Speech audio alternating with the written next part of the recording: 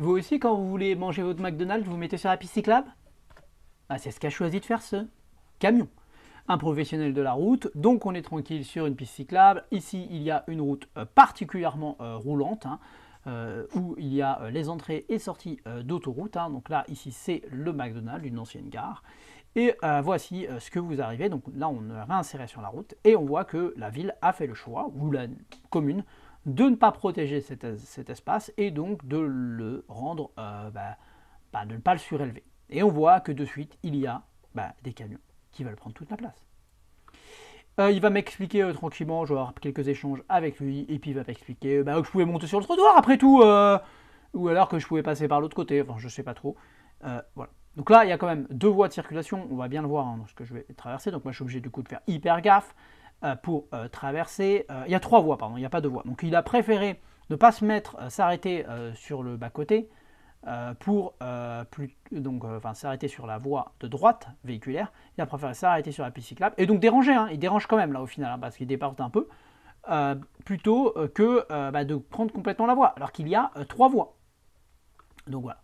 Le problème, il est que le monsieur, il a été faire sa commande à son McDonald's et après, il a été manger dans son camion, son McDonald's. Tout à fait normal. Alors, juste comme ça, hein, juste après, il y a un parking, hein, parce qu'il y a différents restaurants où il y a des places pour les camions. Donc, c'est en mode, on ne fait même pas l'effort pour aller se garer ailleurs. Et puis, en fait, c'est pas notre problématique à nous, cyclistes ou usagers de la route, parce que voilà, pour lui, il devait manger ou je sais pas quoi, mais ça ne nous concerne pas. Juste là, il met en danger tout le monde, parce que moi, là, je fais attention, mais la route, en plus, elle est glissante. Quelqu'un pourrait être surpris s'il ne connaît pas la route, là. Si on arrive et qu'on ne connaît pas la route, et qu'on ne sait pas qu'on va être remis là, on se dit, tiens, ça continue là, on arrive, et puis là, on est surpris, en arrivant, si on arrive un peu vite ou quoi, et on se dit, ah ben mince, eh ben, on est obligé d'aller se déporter ici. Et là, si on fait le choix et qu'on ne voit pas qu'il y a une voiture qui arrive, par exemple, ici, imaginons là que je me déporte, et hop, bam, on se prend la voiture blanche, l'auto-école.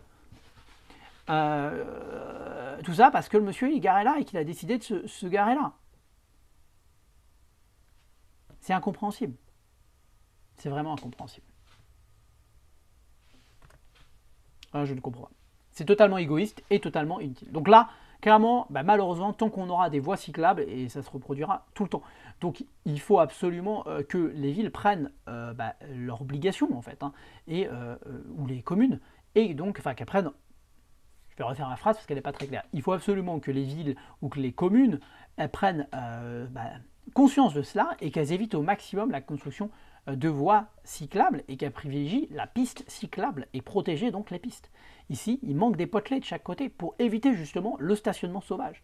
Parce que là, je ne vois pas à quoi ça sert. Pourquoi c'est pas protégé? À part encourager le stationnement sauvage. Ça coûte quoi de mettre des potelets suffisamment grands, hein, parce que si on met des petits poteaux là, qui font 40 cm de haut, malheureusement, on n'empêchera pas le stationnement des camions. Il faut vraiment ou 30, je ne sais pas combien ça fait peut-être 30 cm.